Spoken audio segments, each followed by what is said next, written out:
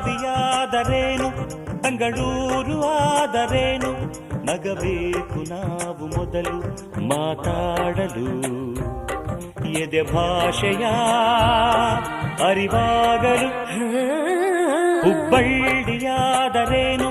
ಭದ್ರಾವತಿಯಾದರೇನು ಬೆರಿಬೇಕು ನಾವು ಮೊದಲು ನಲಿದಾಡಲು ನಾವೆಲ್ಲರೂ ಸರಿ ಹೋಗಲು